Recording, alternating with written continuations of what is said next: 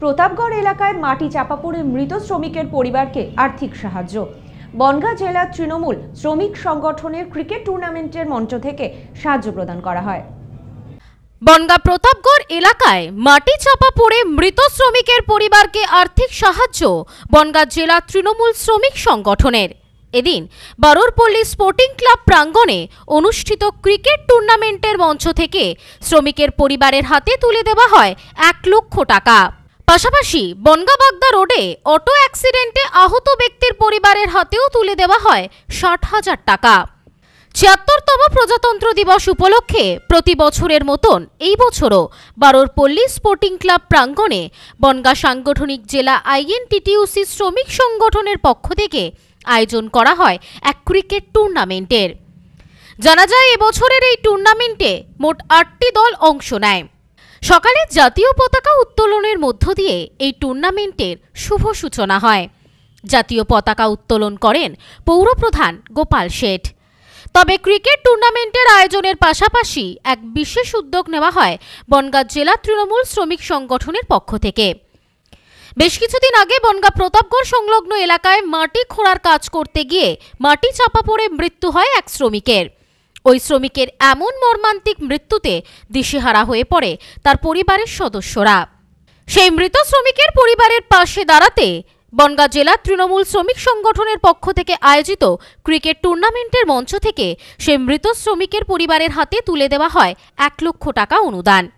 এই বিষয়ে নির্মীয়মান ভবনের মালিক সহযোগিতার হাত বাড়িয়ে দেন। শুধু তাই নয়, কিছুদিন আগে বনগাঁ-বাগদা রোডে একটি অটো অ্যাক্সিডেন্ট হয়। এই অটো অ্যাক্সিডেন্টে গুরুতরভাবে আহত হয় এক ব্যক্তি। এদিন ক্রিকেট টুর্নামেন্টের মঞ্চ থেকে আহত ব্যক্তির পরিবারের হাতে 60,000 টাকা আর্থিক সাহায্য প্রদান করা হয় বনগাঁ জেলা তৃণমূল শ্রমিক সংগঠনের পক্ষ থেকে।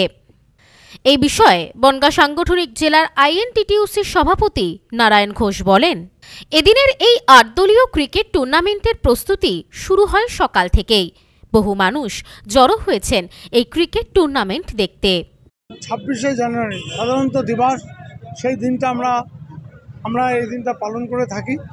তা এবছরও তাই, তার কোনো বিকল্প নেই। আজকে 8 দলীয় টুর্নামেন্ট খেলা হচ্ছে, ক্রিকেট টুর্নামেন্ট আইএনটিটিইউসির পক্ষ থেকে। তো এখানে আমাদের পৌরপিতা এসেছিলেন, একের পর এক আমাদের ট্রেড ইউনিয়নের বিভিন্ন নেতৃবৃন্দ আছে এবং প্রত্যেক ট্রেডের লোক আছে। তাই ক্রিকেট খেলা মানে একটা আনন্দ করা, তার সঙ্গে দুপুরবেলার আহার, এই দিনটা আমরা ছুটির দিন হিসেবে মেনে নিই। আর আমাদের রাজ্যের মুখ্যমন্ত্রী মমতা বন্দ্যোপাধ্যায়, অভিষেক বন্দ্যোপাধ্যায় এবং আমার রাজ্যের সভাপতি ঋতব্রত বন্দ্যোপাধ্যায়, তারা একটা কথাই বলে, মানুষের সাথে মানুষের পাশে সবসময় থাকে। বনগাঁতে একটা দুর্ঘটনা ঘটেছিল, আমাদের নির্মাণ শ্রমিক কাজ করতে করতে হঠাৎ মাটি চাপা পড়ে মারা যায়। সেই মালিক আমাদের ডাকে সাড়া দিয়ে আমাদের এই গরিব মানুষের পাশে 1 লক্ষ টাকা একটু আগে তিনি মঞ্চে তুলে দিলেন। সেই পরিবারের হাতে একটা 2 বছরের শিশু এবং তার একটা ওয়াইফ আছে এবং মা আছে। আর তিনি যে বাড়িতে থাকেন, এই গ্রামে একটা ত্রিপলের বাড়ি, দিন আনা দিন খাওয়া লোকের যা হয় তা উনি সেই বাড়িটাও করে দেবে বলেছেন। আর একটা ঘটনা, যেটাই 4 দিন আগে বাগদা রোডে অটো কিংবা কেউ অ্যাক্সিডেন্ট হয়েছে, একজন অ্যাক্সিডেন্ট হয়ে তাকে সবাই হসপিটাল নিয়ে যায়। নেওয়ার পরে তারা দাবি করে যে অটো মেরেছে। তো যাই হোক, কালকে আমি অটোওয়ালাদের ডেকেছিলাম, বনগাঁ থেকে বাগদা, বনগাঁ থেকে হেলেঞ্চা, তারা মিলে এবং আমাদের ঘাটবাউড়ের প্রধান আনিসুর তার নেতৃত্বে 60,000 টাকা এইমাত্র তাদের হাতে, আমরা এই গরিব মানুষ হসপিটালে পাঞ্জা লড়ছে। আমরা আইএনটিটিইউসির পক্ষ থেকে একটাই আশা রাখি, সেই জন্য সুস্থভাবে আমাদের বনগাঁতে ফিরে আসে।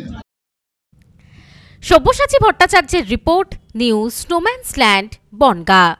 সম্প্রীতি guest house, hotel and restaurant, সমস্ত আধুনিক সুবিধাযুক্ত AC double bedroom, standard double bedroom, twin bedroom, deluxe double bedroom. আমাদের হোটেলেই রয়েছে বাঙালির খাবার সহ মাল্টি কুইজিন রেস্টুরেন্ট। শহরের মধ্যে অথচ সম্পূর্ণ নিরাপদ পরিবেশে থাকা খাওয়ার একমাত্র ঠিকানা Sampriti guest house hotel and restaurant, Chakdaha road, টবাজার, বনগাঁ। ফোন 03215257603।